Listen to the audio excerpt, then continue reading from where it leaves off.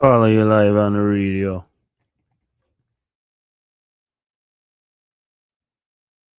I wasn't even going to do this live. I really wasn't.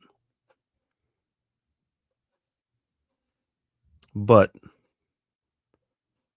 what would my one fans all over the world do if the Many Different Things podcast did not go live today on Mother's Day? A very special day indeed. Beautiful Mother's Day. Happy Mother's Day to all the mothers and all the identifiers.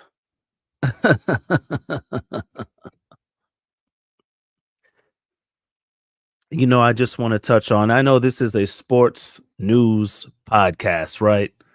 I give updates on my beloved New York sports teams. I rant, I give insight, provide feedback on things that we witness, including lashings at Madison Square Garden. But again, it's Mother's Day. So I want to say, not only to the mother of my 3 children and her mother, not only to the many, many, many women who had positive impacts in my life, inside my family, my communities, to all of my friends and their mothers, grandmothers, aunties, sisters.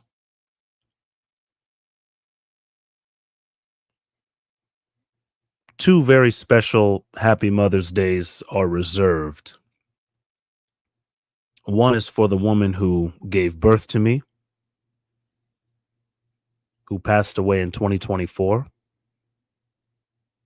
and to the woman who raised me, who continues to provide unconditional love, unwavering support to this very day. I thank God for you both.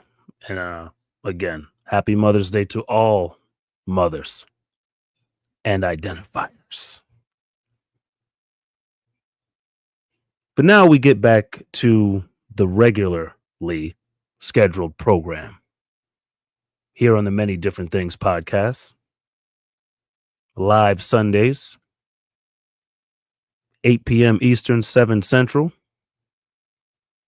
right here on the Reflex Radio app, simulcast on YouTube and Facebook, available on Apple Podcasts and Spotify. We need to discuss those New York Knickerbockers. Man, oh man.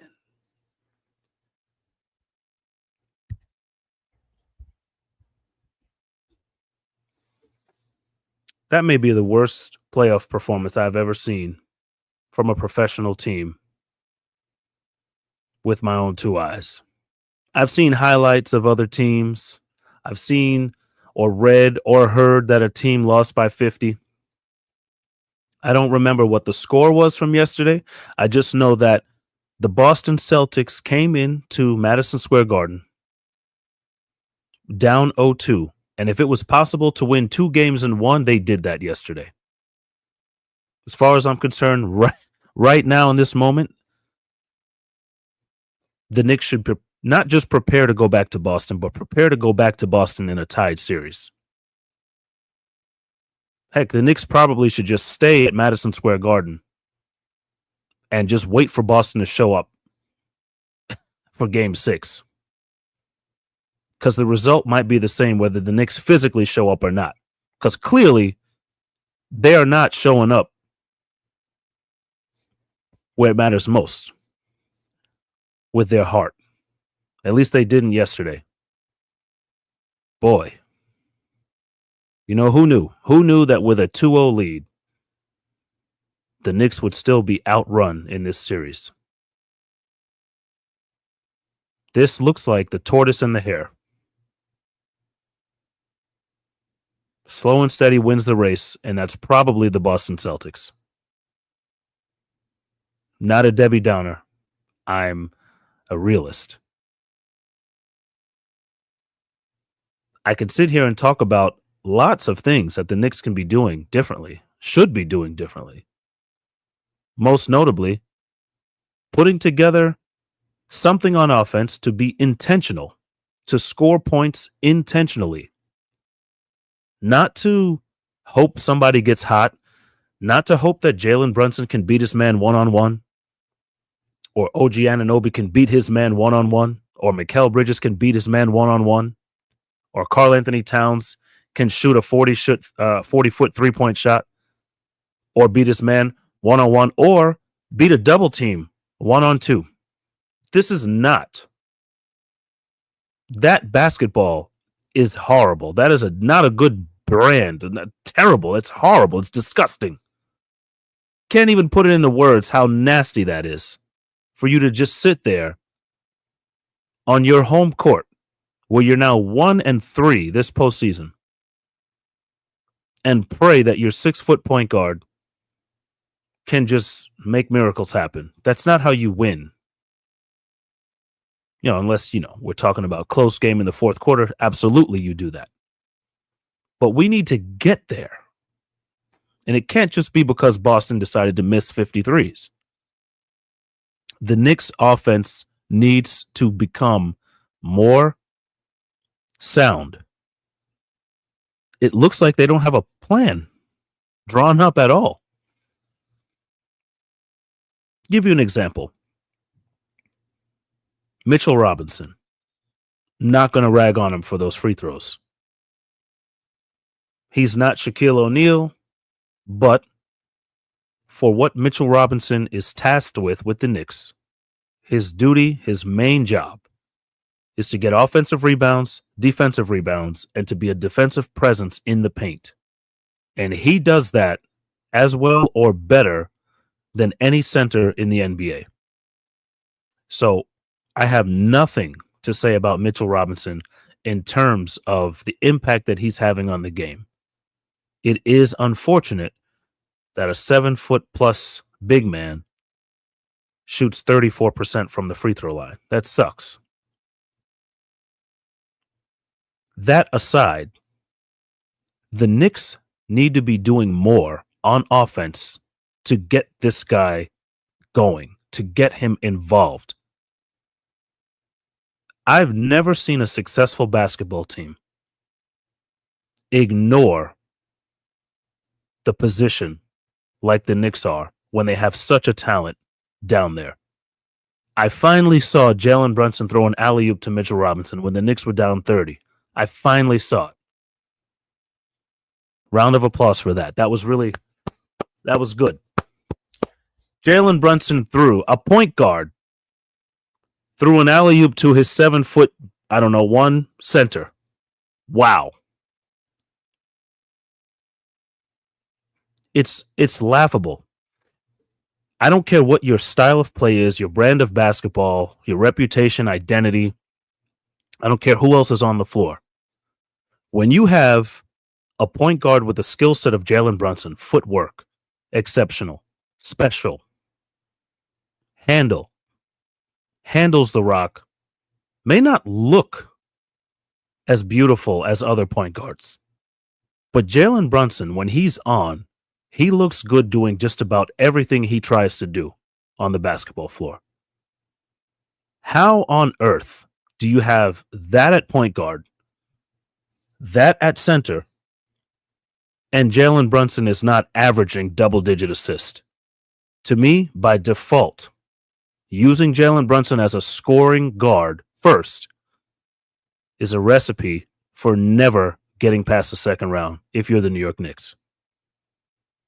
Jalen Brunson needs to average double-digit assists when he has a poor man's Kawhi Leonard in OG Anunoby standing right over there. When he has a poor man's DeMar DeRozan in Mikal Bridges right over there. We're talking about offense. Skill sets, right? You have Karl Anthony Towns. You don't have to call him a poor man's anything. You have Joker, you have a healthy Embiid, you have Anthony Davis. I mean, yeah, you can throw Wemby in the mix, like I said, but where does Karl Anthony Towns rank in terms of offensively skilled 7-footers? He's at the top, cream of the crop. So Jalen Brunson's surrounded by those people. And then at times, depending on the personnel, Mitchell Robinson's on the floor. And Jalen Brunson doesn't have 10 assists.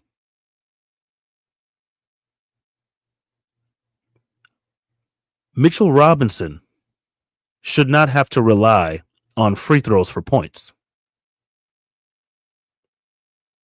That's disgusting to me. He should be having a minimum of 2 to 3 alley-oop attempts per game. Be intentional on offense. Don't tell me that the defense is that damn good that you can't figure out a way to get your 7-footer some easy buckets. That goes for Towns and Mitchell Robinson. What the Knicks did in game 2, praying to God that Towns would dribble through double teams and score over people, it's a joke. We're up 0-2 at the time. Very lucky to be so. Very lucky to be up 0-2, 2-0, whichever way, right? But yes, what we're seeing with the Knicks to me is a critical misuse of talent. Because I'm pretty confident in saying if Mitchell Robinson was playing in Los Angeles with LeBron James, yes. If Mitchell Robinson was playing with Steph Curry, even a prime Steph, even a prime LeBron, he'd have 2 to 3 dunks per game intentionally, meaning they made some room, they moved some things, they had some back screens, they did something intentional to get that monster, because that's what he is on defense. I think over the first 2 games, he was a plus 19 on the floor. We shouldn't have to see him score 6 points a game and he missed, 6-7 free throws. And he could have had 10 if he just hit his free throws. No, we shouldn't be relying on him to hit free throws. Mitchell Robinson, for what he does for this team, offensive rebounds, defensive rebounds, and he's got a presence in the paint that, I'm grateful that the Knicks still have this guy. Many people wanted to get rid of him.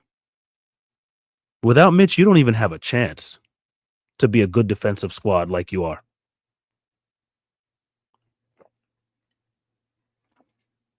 So yeah, I want to see a guy like that get rewarded. I want to see him get 2 to 3 alley-oops a game. I want to see him having double-double opportunities without having to rely on free throws. But if and when he does start to hit free throws, he reaches another level. But I saw the video post game or pre-game of him shooting some free throws, which that kind of content, that specific type of content before a playoff game can only be bad. Before the game, Mitch Robinson shooting free throws. All right. What are you really going to do with that? If he goes out and shoots 10 of 10, great. If he doesn't, it's just more fuel for fire. More Knick haters and Celtics fans, more stuff for them to just critique and laugh at. And so I actually did not like the video of him shooting free throws before the game. He's working on his game. I get it. He's a professional, but we know what he's going to shoot from the strike. Get him involved in other ways. And that's just the tip of your problems if you're the Knicks. You're just not using your guys right.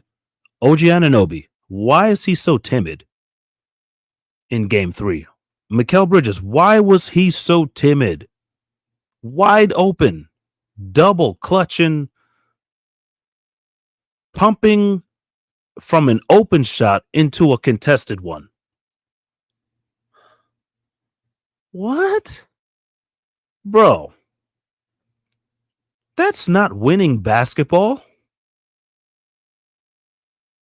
Jalen Brunson can only do so much. He's going to pound that ball right through the damn floor at MSG, looking for any lane he can find. just to get a layup or a floater. The Knicks need to start working together on offense. And maybe the message is not even for this series. Maybe the Celtics are actually just too good. Maybe. Let's look at the defensive side. You got OG Anunoby. Again, he's a poor man's Kawhi Leonard, which is saying he's really good. He's really good. There are not many two-way guys in the NBA that can do what OG Anunoby can do in terms of using his body and finishing. I mean, when he's actually on, he's more of an unstoppable force on offense. He's closer to the build of LeBron. But, just me fooling around with what he does defensively, I call him a poor man's Kawhi. The claw? Look, OG Anunoby's got a unique ability. He slides his feet and he gets in front of you. When he's trapping, like if he's the second guy on a double team, the ball's coming out almost every time.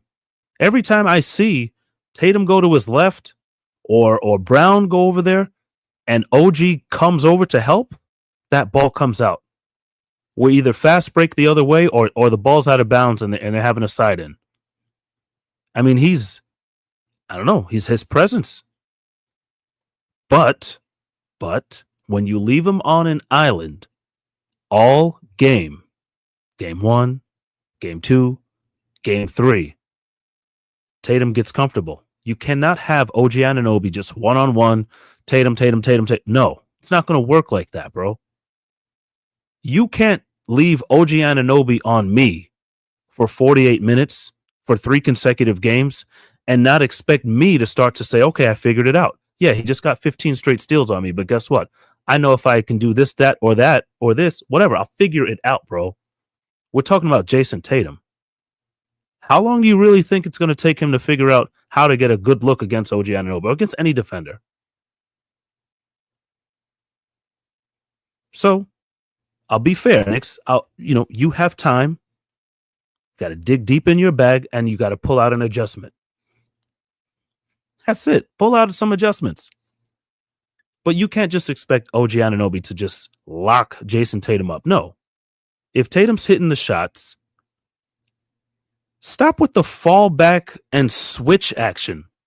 Like stay with your man. If you're going to give a double team, give the double team. Give it. Don't have a guy like Josh Hart or Bridges up on his man or Anunoby up on their man, selling out for the one-on-one. And then you got somebody like Cat coming over and, okay, let's switch. You take him. Oh, what do you mean? Oh, did I get there fast enough? Oh, wide open 3. Or pass, freaking Pritchard. Wide open 3.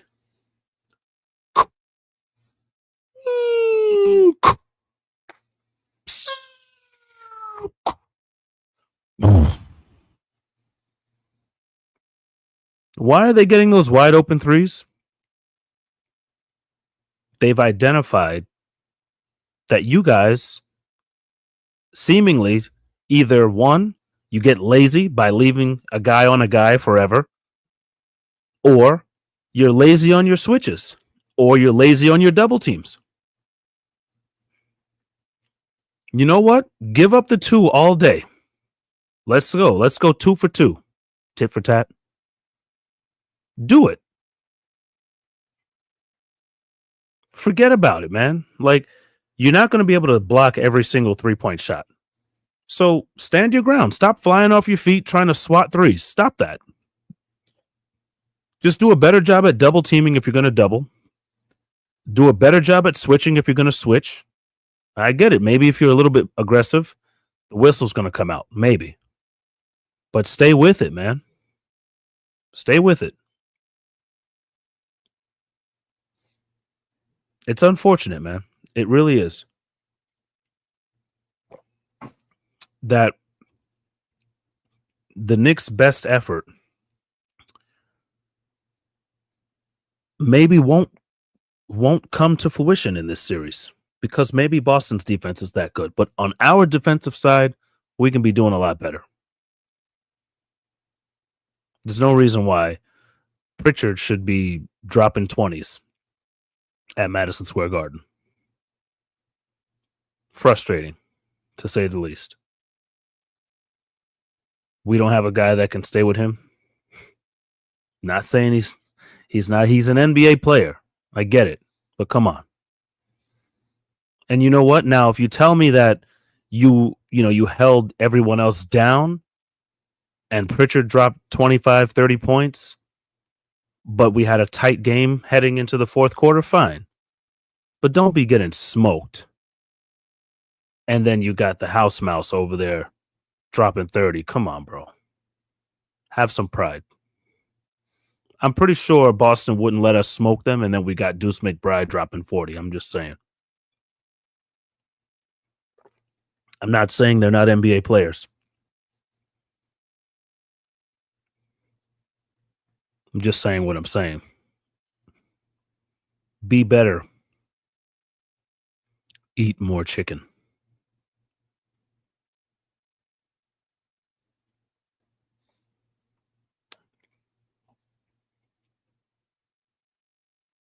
So back to what I was saying about OG Anunoby. On offense, he gets the ball, and there's just this,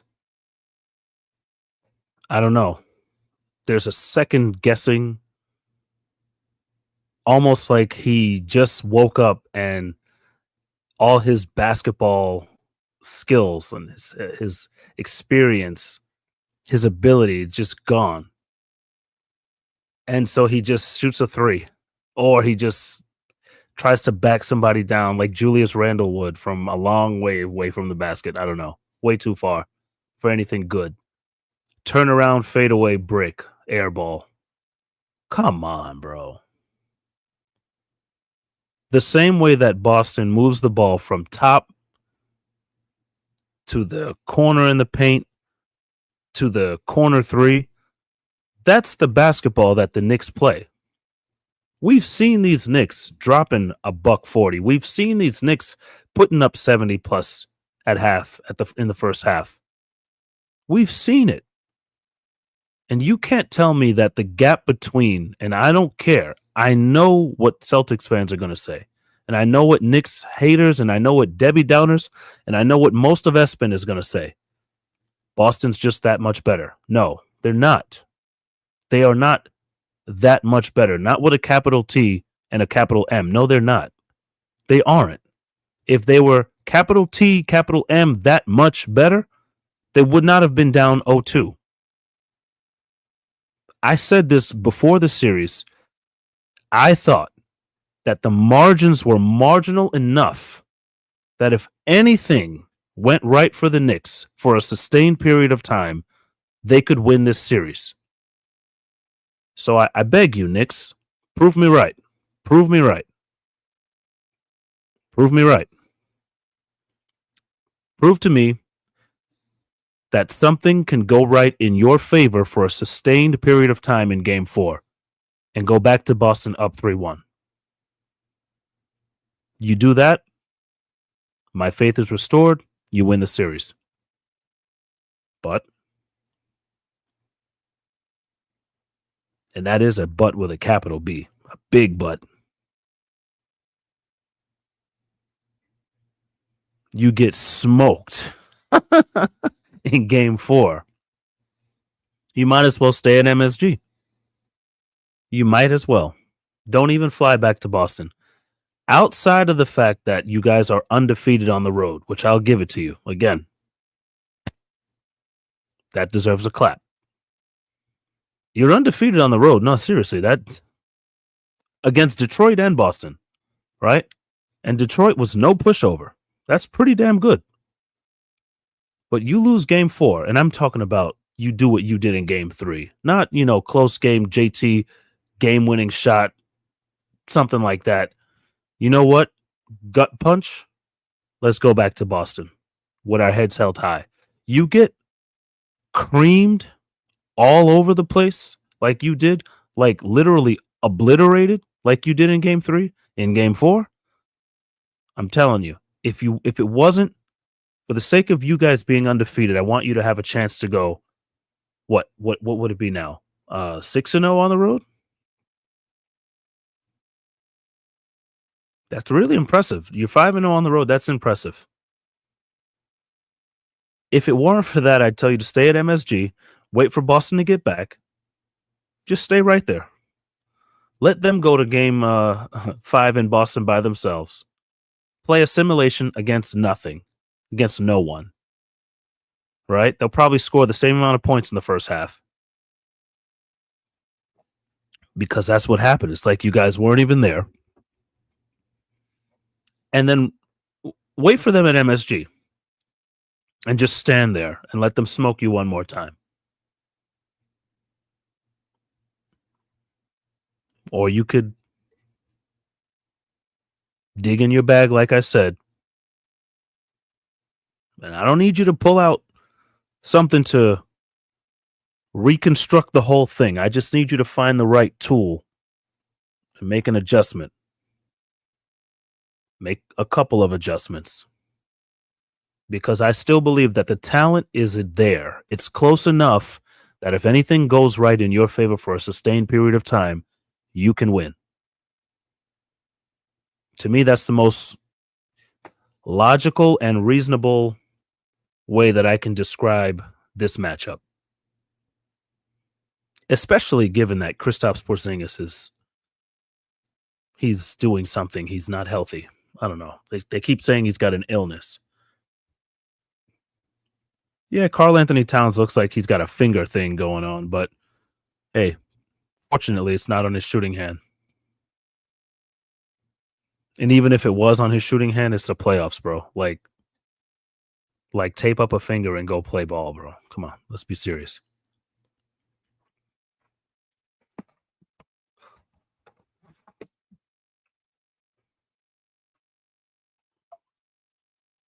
A big old thing of water.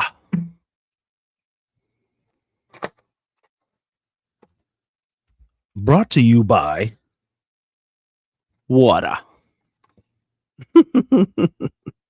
That's like, I can't even have fun right now because when I think of water, all I think of Jason Tatum's shots. Water. We used to say when we played ball at the park. Water. Water. Do we need to call Coach Ray Palmer or Coach E or Coach Cal Chris? MSIT. Do we need to call those guys in to give the Knicks defensive drills? Slide your feet, right? Like, because sometimes it just looks like you guys are standing there like with your hands down, like trying to do hip checks, bumping guys when they're going up for threes or bumping guys when they're going up for layups. Like, who showed you guys how to play defense like that? Bro, slide your feet and keep your hands up. But you don't play defense with your hands. I seen won't say his name, number 25 on the New York Knickerbockers, doing this to a guy. Like, as the guy's coming by him, he's like running with him and going like this. What do you do, playing cornerback? Like, bro, come on, man. It's just that loss for the Knicks was embarrassing in every way. And at the end of the day, it falls mostly on the shoulders of one man. Unfortunately for this one man, that loss began to open the door just a little bit. Just enough. And you know the man I'm talking about, and you know what the door is. Tom Thibodeau. And the door which leads him out of the building and on the unemployment line, which, he probably won't be on that line for long. I'm sure he'll find a home somewhere. But point is, Losses like the one the Knicks had in game 3 validate everyone who says that the team has peaked with this coach. And that sucks, man. That really sucks. I'm begging you, man. I'm pulling for you. I want you to dig deep in your bag and pull out all the adjustments you've got. Consult with everyone you know. Hey, how do you think I could use Mitchell Robinson more in the paint on offense? Hey, buddy. Hey, buddy, it's me, Tom Thibodeau. How do you think I could get Karl Anthony Towns involved more, earlier in the game? What do you think I can do there? Hey, buddy, should we start doing some more pick and roll? I got 2 7-footers that are in my rotation regularly. Maybe I can get them some alley-oops or something. What do you think?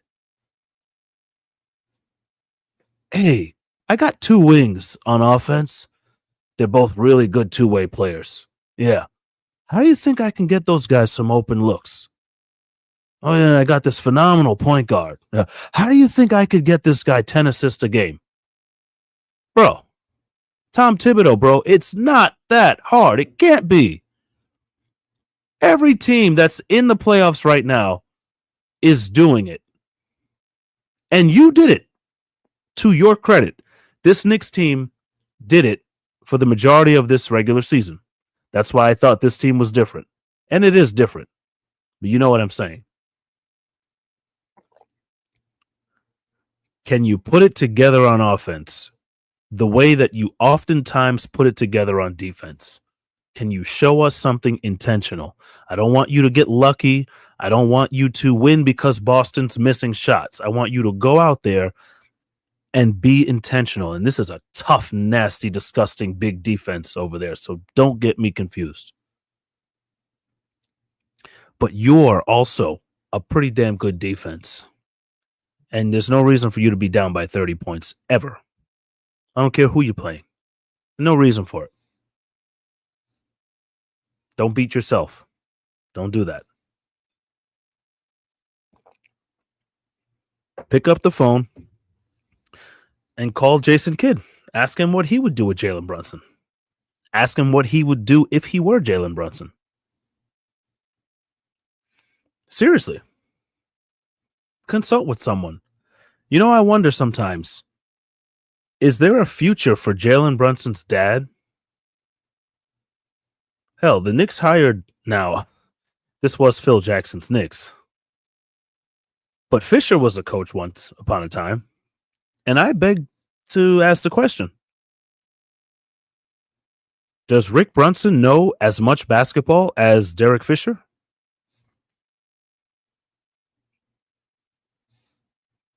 I don't know. Do you know? Is there I saw this somewhere actually. Someone said Rick Brunson being the Knicks coach would actually be the better version of Doc Gooden and his son. Not Doc Gooden, Doc Rivers.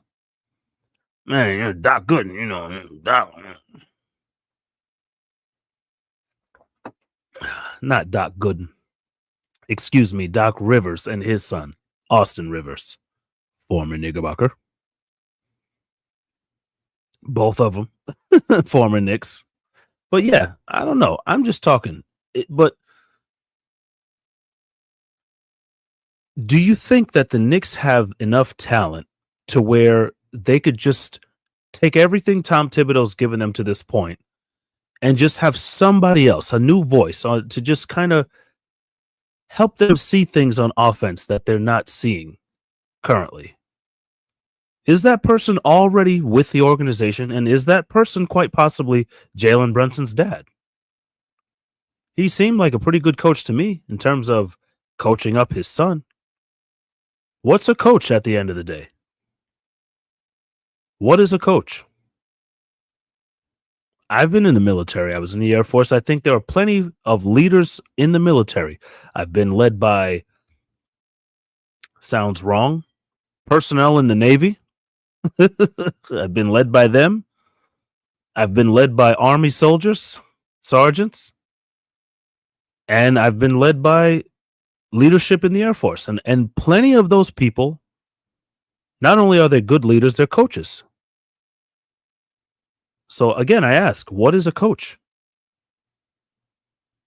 Rick Brunson's played in the NBA, and he played in a really good time in the NBA, right?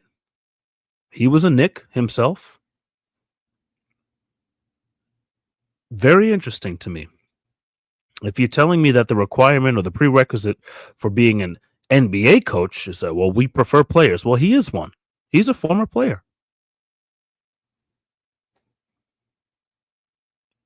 He's got to be knowledgeable about the game. His own son made it into the NBA. Now, again, does it mean that just because you played that you're a good coach? No. Does it mean just because your son made it, you're a good coach? No. But those are the types of guys that get opportunities. How much different would Rick Brunson, and I'm just talking, but how much different would Rick Brunson as the coach of the Knicks be? How much different would it be than Steve Kerr coaching Golden State at the time they separated from Mark Jackson? How much different would it be? How much different would Thibodeau to Jackson, Brunson to Kerr? How much different is it really?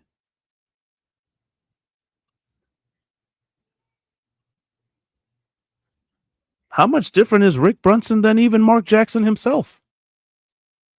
Qualifications wise, he's a former player. Very interesting. Sometimes when I see Rick Brunson sitting on that sideline, I say to myself, you know what? Is the successor to Tom Thibodeau already on the bench? Wouldn't be my first choice. But, it also wouldn't be my first choice to have Mitchell Robinson relying on free throws to get his only points. When he's 7 feet tall and he can finish above the rim. High above the rim. I think there's just a lot the Knicks aren't doing on offense. I'm pretty sure I've made that clear to this point. Well,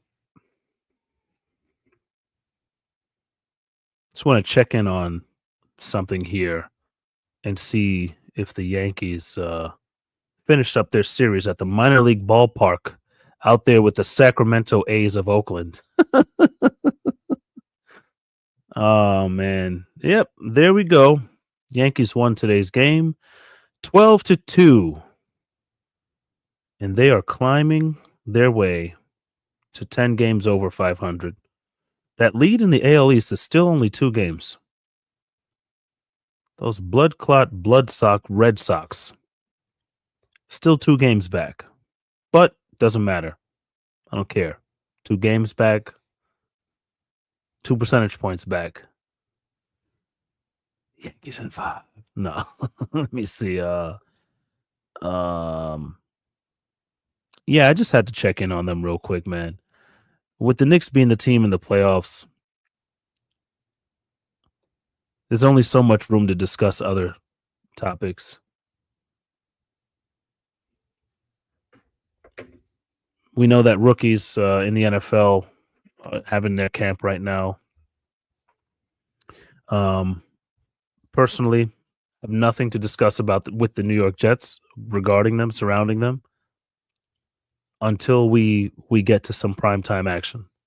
Because to me, new head coach, new GM, pretty good draft, decent offseason overall. The story is Justin Fields. That's the quarterback. That's what that position garners. So I will have a lot to say about the New York Jets in the coming weeks. But point being, here in May on Mother's Day, it's all Knickerbockers. I'm afraid to use my computer while I'm doing this production because last week I noticed some periods of lag. But here goes nothing. I'm tired of like grabbing my phone. I'm gonna bring a laptop next time so I can have that set up. Nonetheless, nonetheless, the Knickerbockers of New York are still up 2-1. Do not forget that. I don't care. Everything I said for all that I said that could go wrong, could continue to go wrong, has gone wrong, was terrible to watch in game 3.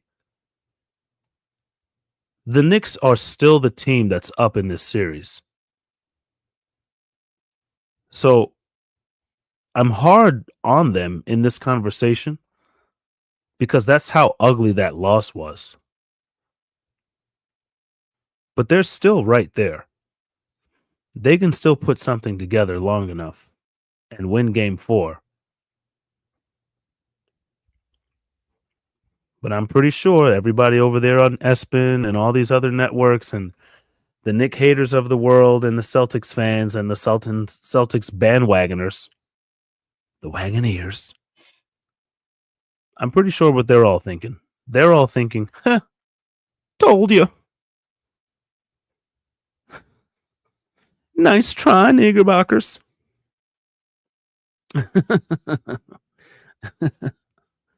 That's what they're all thinking. They're all like, I told you, the Celtics, they're going to show up and Tatum and Brown and this guy, and we got old man Horford. I know that's how you guys are feeling. You feel so good. Oh, the East is a breeze. We only OKC. We're not even worried about Denver. That's how they talk. That's how they talk. As I hear my youngest of 3 crying. Walls are very thin here in this house, huh? I'm in the basement. I don't know how that sounds traveling like that, but it is. But it's beautiful. It's life. We are here on Mother's Day. Let us act as mothers. Let that baby cry. Beautiful sound. Oh, beautiful. Oh, baby cry. You hear the dishes falling too? See, that means mama's in the kitchen. You see what I mean? That's equality. Now let me stop. Mama's working and cooking. You get in that kitchen and you make that dinner. And you let that baby cry. I was supposed to be looking up Nick's stats. But what stats do you really want to look at? You know? Let's look up the stats. Now I'm gonna go. Now I need to do it. Now I see the stats. Jason Tatum, 1,000,000 points, 100% from the floor in game 3. Brown, 1,000,000 points, 100% shooting from the floor in game 3. Horford, 100% shooting from the floor. Pritchard, 100% shooting from the floor. Who else do they have on that team that hit some shots? Who did something? Luke Cornett, no fouls committed, no flopping. He's such a perfect center, 100% from the floor. Who else? Who like? Oh my goodness! House party with the haircut now. Perfect from the floor. All the Celtics were just perfect from the floor. Those are the stats from Game 3. Disgusting. Gross.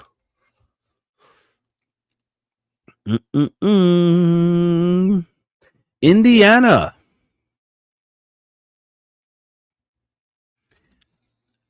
With a 12-point lead in Q1. Holy smokes. So either they're going to blow the lead or they're going to blow the load. One of the two is going to happen, and the Knicks have the same opportunity tomorrow. You go from 2-0 to 2-1 to 3-1 or 2-2. We'll see. But Indiana, up 15. So Indiana looks like they're ready to go. Thunder and the Nuggets tied up 2-2. You got the T Wolves up 2-1 and the Knickerbockers up 2-1. You know what? These are some good playoffs, man. Overall, really good playoffs. I'm a Knicks fan. I'm going to stay on point with what I'm talking about most of the time, but I could dive into those other things. It's just kind of difficult right now. Being a Yankee fan, when you hear the name Boston, at least when I hear Boston, it is one of the most vile things you could say to me. It's like if someone said to me, "Oh, I'm going to go visit my cousin." "Oh, where?" "Boston." Ooh. Now, Boston's a nice city. But the first time I even drove to Boston when I was living in New York City, I was like expecting to see like nasty Red Sox fans all over the place, like just making me feel uncomfortable. I don't know why I get that vibe about Boston. Jeez, I don't know what it could be. But yeah, that's so nice looking city.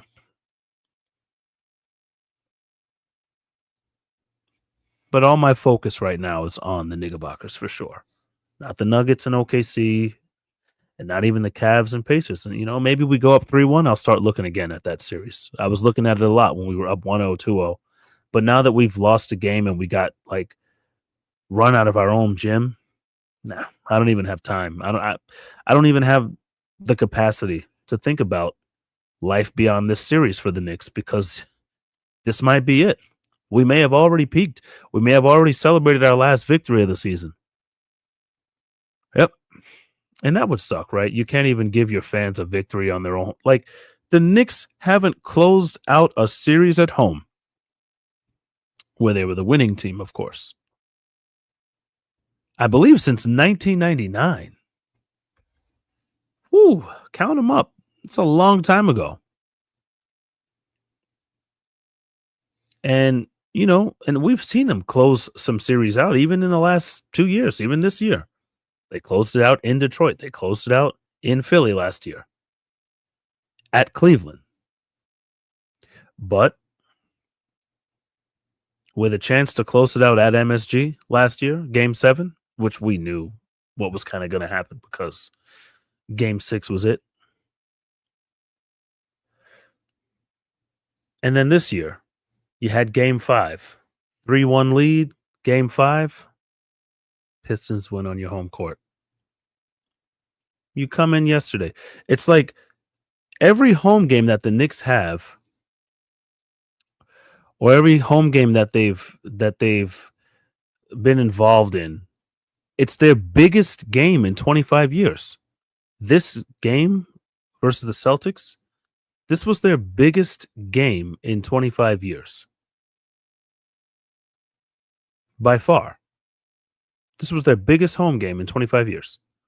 The closeout opportunity versus Detroit was their biggest game in 25 years. Last year, game 7, biggest game in 25 years. Every game is their biggest game at home. So now, tomorrow's game, it is their biggest game in 25 years. Biggest home game. Go out and win the game, man. Stop starving your fan base. Like, I'm sure every other team in the playoffs right now has seen their team not only close out at home, but they've seen their team exceed beyond this perceived ceiling. Like, everyone thinks the Knicks peaked already. And it sucks that they could be right. It's terrible, man.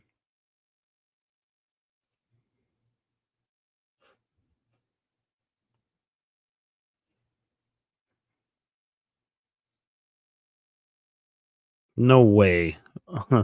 On the Knicks website, they have New York Knicks highlights versus Boston Celtics May 10th. What highlights? What? What highlights, bro?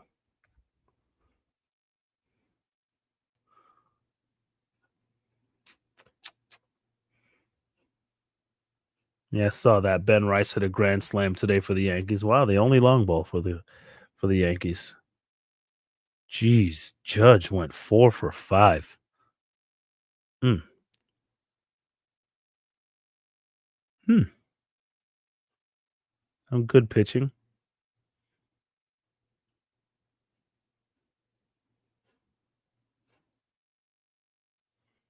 Now let's take a look at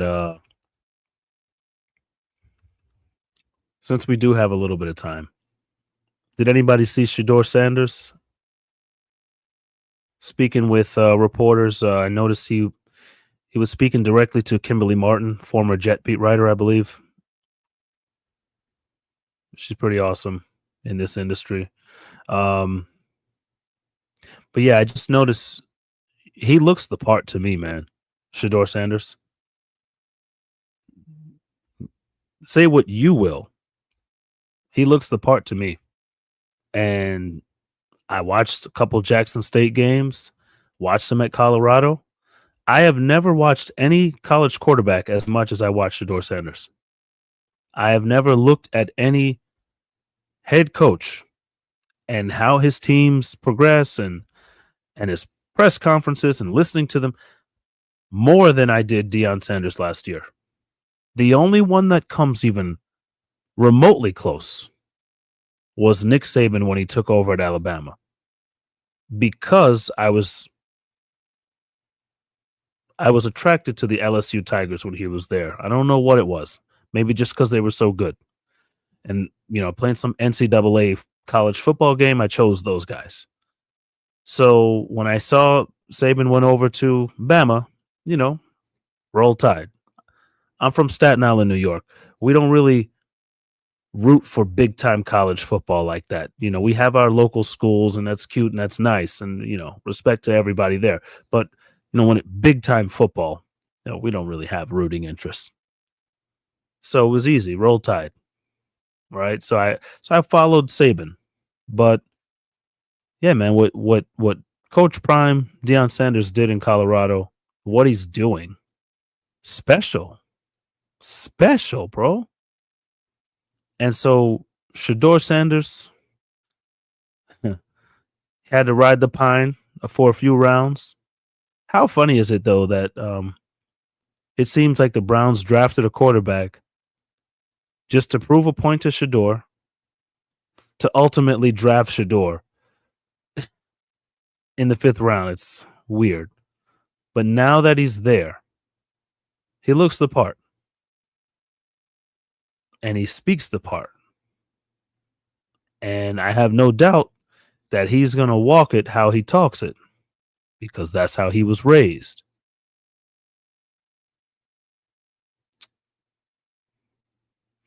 A lot of you dudes out there, you don't walk it like you talk it.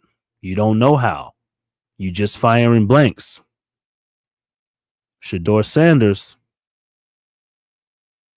he's doing that and he's living and walking in purpose too. So does his father.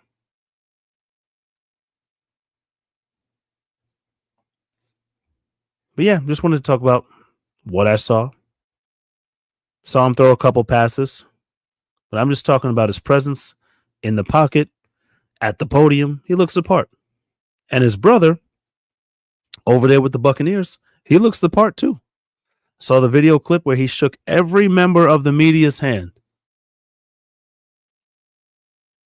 Now, again, say what you will. Did he pander? Maybe.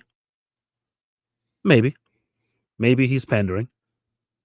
Maybe he's extending his hand simply to show it's all good. Why wouldn't it be? It's a shame that he even has to do that. But I'm glad he did. Glad he did. Why? Because I know he's going to walk it like he talks it. Because that's how he was raised. I believe if any team had dared to draft Shador and Shiloh Sanders, The level of curse that people would have said you were inheriting, the blessing you inherit would be tenfold the curse. No doubt about it. Because for the types of character that these two young men are going to exhibit, you should know that they're solid. There's no question mark with those Sanders boys, like there would be if you drafted me. You know what I'm saying? Like with me, you might get anything.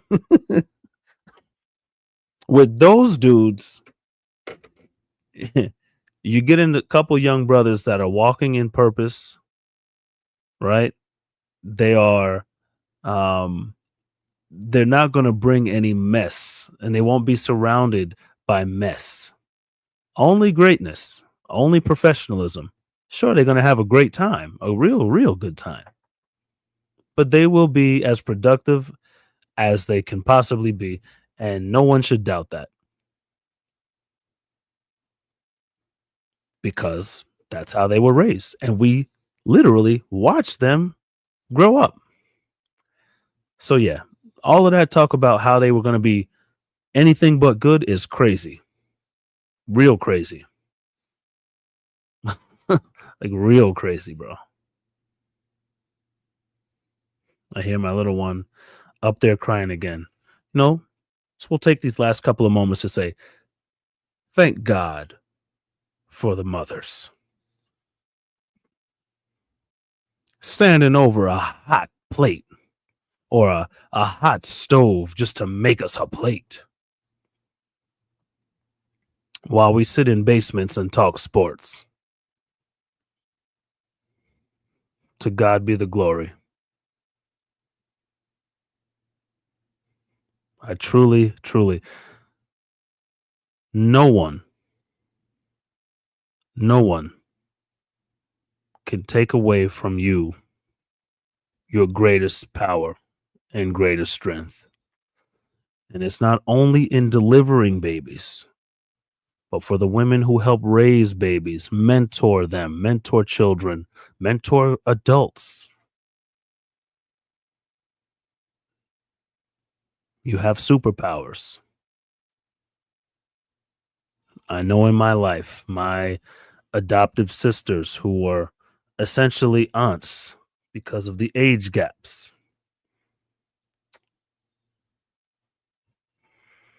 Invaluable and priceless to my life, as priceless and as beautiful as the woman who gave birth to me, God rest her soul, and the woman who raised me and continues to bless me daily. Thank God for you. Happy Mother's Day to all the mothers. This has been beautiful. This has been great. Everything that the Boston Celtics fan base feels about their basketball team is how I genuinely feel about the air that I breathe. It is beautiful, and I'm grateful for it. This is the Many Different Things podcast. I am your host, Ben Little. We'll do this again next Sunday. Every Sunday, 8 p.m. Eastern, 7 Central, right here on the Reflex Radio app. Simulcast on Facebook and YouTube, available on Apple Podcasts and Spotify. Have yourself a good night. Tune in tomorrow. See what kind of performance we get from the New York Knickerbockers. And maybe we'll be going back to Boston up 3-1. If the Knicks win tomorrow, oh yes, I will post a video. I'll probably put the hat back on, the jersey back on, pour some wine, and smoke a cigar. I'll light it this time if the Knicks go up 3-1, because we will indeed be the champs of Game 4 if that happens. See you in a week. Ciao.